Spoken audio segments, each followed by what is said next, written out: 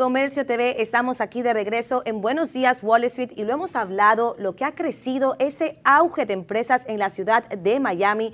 Pero señores, en este momento ya los líderes buscan más que resultados. Por ello llega aquí a Miami, Estados Unidos, una voz que es referente en lo que es en Europa, lo que es América Latina. Estamos hablando de un psicólogo de alto rendimiento, un autor de gran referencia que impulsa ese liderazgo transformador, emocionalmente inteligente y por supuesto con propósito. Su propuesta es la de transformar ese bienestar de un líder y activar ese poder interno. Así que para ello, señores, les presento aquí para tener una conversación con nosotros a José Miguel Sánchez. Buenos días, Vanessa, todo un placer. Igualmente, José Miguel, bienvenido aquí a Comercio TV. Estamos en la ciudad de Miami y como comentaba en esa pequeña intro que hice de ti, sabemos ese auge que hay aquí hoy en día en la ciudad de Miami.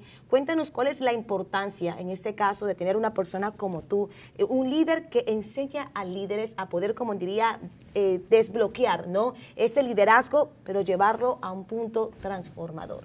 Fíjate, estás hablando de este auge. Y el auge lo que implica es cada vez más responsabilidad, cada vez más presión, cada vez más estrés y al final somos humanos y por muy líderes que seamos, todo esto nos puede afectar si no tenemos las herramientas.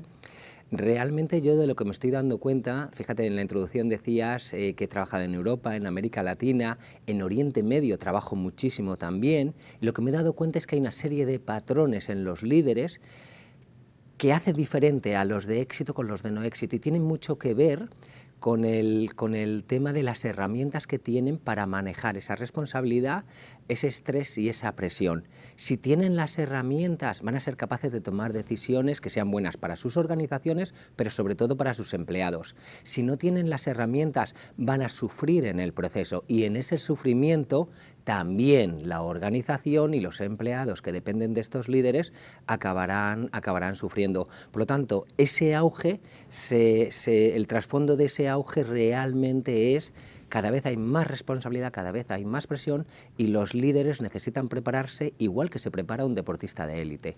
Y bueno, mucho más este año que todo sector ha cambiado, ha sido tocado por inteligencia artificial, automatización, nuevos temas en sistemas propiamente de la compañía, ¿no? Esos sistemas de procesos.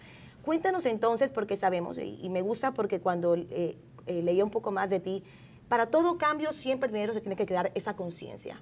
¿Cuáles han sido esos patrones que tú has reconocido en grandes líderes? Que tú dirías patrones que no les ha permitido a ellos poder como llegar a otro nivel más de liderazgo, más allá de los sistemas, propiamente dentro de ellos. ¿Qué patrones han sido esos? Pues mira, los que no les permiten llegar, sobre todo tienen que ver con el manejo del estrés. Y el manejo del estrés tiene una cosa que les hace mucho daño, que es la autoexigencia o el perfeccionismo.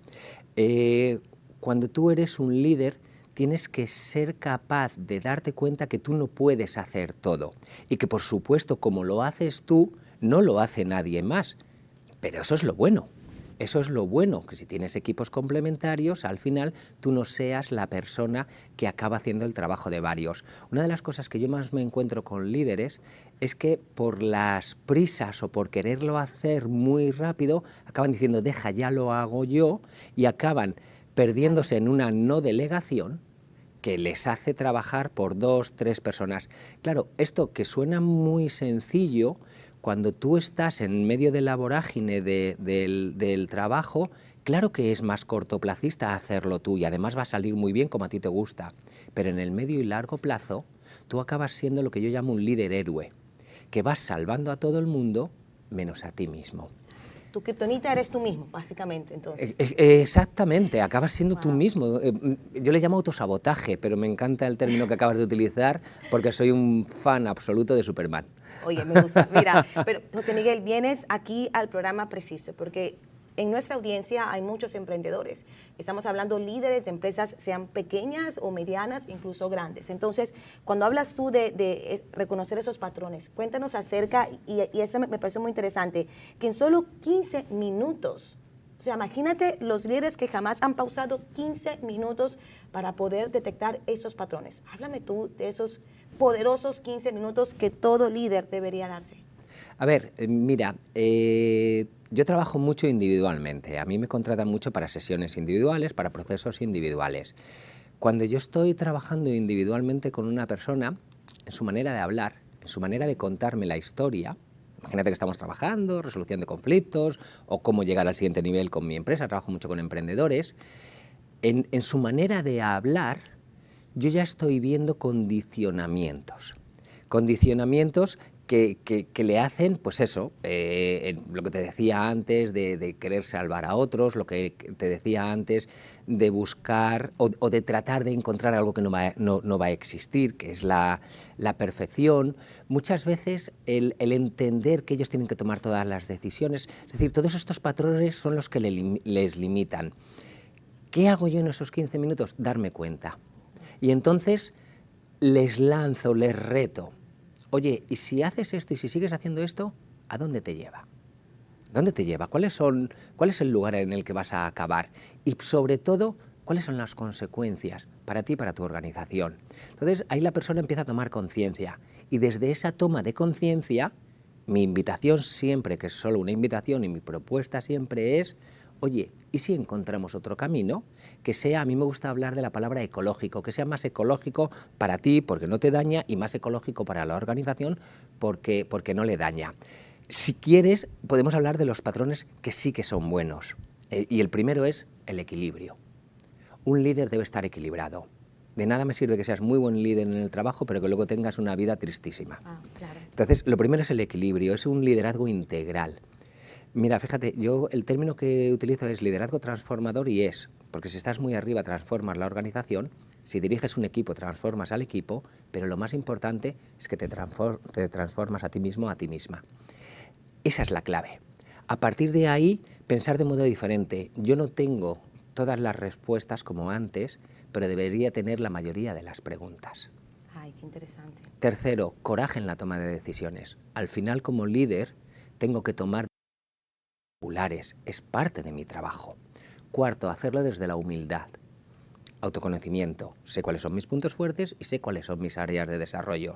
Quinto, empatía, trabajar todo el rato desde ti, no desde mí, desde el otro. Completamente diferente a mí, pero entendiendo al otro. Sexto, feedback, comunicación, llámalo como quieras. 70% de los errores en una organización tienen que ver con temas relacionados con la comunicación. Por lo tanto, el sexto es la comunicación, dar un buen feedback, que la gente sepa qué espero de ellos y luego además decirle, oye, qué bien lo estás haciendo o vamos a cambiar cosas porque no están funcionando. Y la última y la más importante para mí, la confianza. La confianza es algo psicológico. El ser humano necesita confiar en otras personas. Desde que estábamos alrededor de un fuego en la sabana africana, fuera de ahí había peligros, con lo cual estar dentro de la tribu te daba una confianza entre todos que sigue estando en nuestro cerebro, en nuestro sistema límbico. Por lo tanto, que las personas confíen en los líderes y que los líderes confíen en sus equipos es clave. Qué importante lo que acabas de decir y básicamente resumirlo. Y sabemos que el liderazgo en una empresa arranca, por supuesto, desde cómo un líder maneja propiamente el estrés, los problemas que surjan dentro de la compañía. Cuéntanos qué desafío tú has encontrado, porque sabemos que para todo cambio, primero que todo, conciencia, luego pues buscar ayuda, un coach, un mentor, un líder que te ayude a reconocer esos puntos ciegos que uno no alcanza a ver, pero luego el mantenimiento, todo, porque el que va al gimnasio come bien, pero luego deja la disciplina, pues se vuelve a engordar en este caso, ¿no? Pero, ¿qué desafío tú has encontrado en líderes cuando reconocen que hay patrones, cambios que hacer, abrazan ese liderazgo transformador? ¿Qué desafío tú has encontrado que les ha costado a ellos como? Y te lo pregunto porque estoy seguro que muchos en la audiencia podrían llegar a ese punto. ¿Cuál es el mayor challenge que ellos llegan a tener? Fíjate, Vanessa, tienes toda la razón en que si esto no acaba en acciones no sirve para nada. La toma de conciencia está muy bien, pero es solo el primer punto. El segundo es asumir la responsabilidad del cambio. Es decir, he tomado conciencia y asumo que voy a hacer algo diferente. Y el tercer punto es ponerte en marcha. Y aquí entran muchas leyendas urbanas. ¿Cuánto tardo en cambiar un hábito? Estabas poniendo algunos ejemplos. ¿21 días? No, no es verdad. Hay un estudio de la Universidad de Londres que habla de 66 días de media. Cambios importantes, como por ejemplo el que tú ponías de empezar a hacer deporte y que el deporte sea parte de tu vida. Pero no solo ese, cambiar de ser un líder héroe a ser un líder transformador. es un cambio que no vas a hacer de la noche a la mañana. Por lo tanto, mi trabajo, cuando yo hago un proceso, el proceso dura entre 6 y 9 meses. Y en ese proceso acompaño los picos y los valles. ¿Por qué? Porque de repente, en la primera toma de conciencia, ¡ay, es verdad, lo he visto! Es como un descubrimiento. Ya, pero también es un efecto gaseosa, ¿no? De boom, y de repente se cae todo. Entonces, ahí, en ese acompañamiento, lo que busco es que las acciones sean reales y estén mantenidas en el tiempo. Porque cuando tú haces acciones, lo que realmente está pasando en tu cerebro es que estás cambiando circuitos neuronales. Estás creando nuevos circuitos neuronales ante las mismas situaciones, ante los mismos estímulos. Esos nuevos circuitos neuronales lo que están creando es un nuevo yo. Un nuevo tú, en este caso. Entonces, si no hay acciones que se mantengan en el tiempo, tú vuelves, que además es muy humano, volver a lo conocido, esa zona de confort, que yo odio la frase porque para mí es una zona de dolor, de sufrimiento. Estoy aquí, pero me gustaría estar aquí, por la razón que sea, no estoy consiguiendo llegar allí. Ahora, háblanos ya para ir cerrando la conversación, porque yo estoy aquí súper interesada. O sea, quiero que sepan que les estoy haciendo preguntas que ni siquiera estaban aquí listo, preparado. Cuando hablamos de los SOPs, los sistemas, los procesos, cuando hablamos del equipo, ¿qué tan importante es también tener eso en orden o tenerlo claro para un líder? ¿Y qué tan dispuesto debe estar a hacer cambios en sus SOPs, en sus sistemas de procesos y también en su equipo? Fíjate, recientemente, la semana pasada, viernes y sábado, estaba en Iowa, en Des Moines, trabajando con un equipo directivo en equipos de alto rendimiento. Y no estaba trabajando solamente con el líder, con el presidente, estaba trabajando con todo su equipo ejecutivo. Y con todos estábamos trabajando en ¿qué queréis ser como equipo? ¿Queréis ser un grupo de personas que trabaja en silos y que cada uno está en un lugar del país? ¿O queréis ser un equipo de alto rendimiento? Si queréis ser un equipo de alto rendimiento, ¿cuáles son los compromisos? Todos juntos, las 10 personas que estaban en el equipo ejecutivo, todos juntos, ¿cuáles son los compromisos a los que queréis llegar? Y esos compromisos, ¿cómo los vais a desplegar durante el año que vamos a trabajar juntos? Pero la primera decisión que tienen que tomar es: ¿queréis de verdad trabajar como un equipo o preferís trabajar como silos? Claramente, el problema de los silos es la no comunicación, el no saber qué está pasando, no saber cuál es la estrategia de la compañía, saber que el presidente habla con una persona pero las otras no se están enterando. Entonces, ser un equipo te permite, como ser humano, como ejecutivo, crecer, porque tienes una visión mucho más global. Entonces, mi trabajo todo el rato fue cuáles son los comportamientos que vamos a trabajar, que vamos a poner de manifiesto en el equipo, no el presidente, todos los miembros del equipo, incluido el presidente, para llegar a ser un equipo de alto rendimiento, igual que lo es, ayer estuve viendo un partido de los Miami Heat, igual que lo es un equipo de élite de baloncesto, de soccer o de fútbol.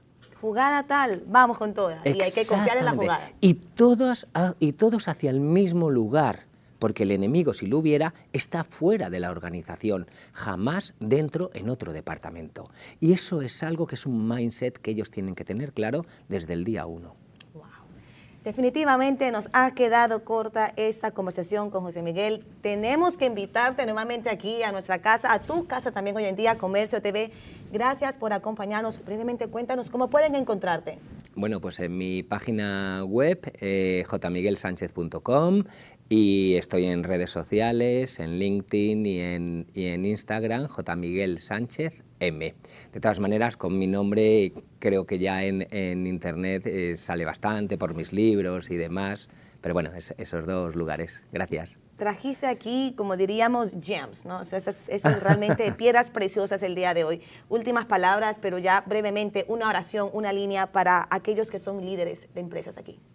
Pues fíjate, como líder, tu trabajo no está allí, empieza primero aquí, y desde aquí debe resonar hacia afuera, hacia tu equipo y hacia la gente que lideras. Excelente, con eso despedimos a José Miguel Sánchez aquí en Comercio TV.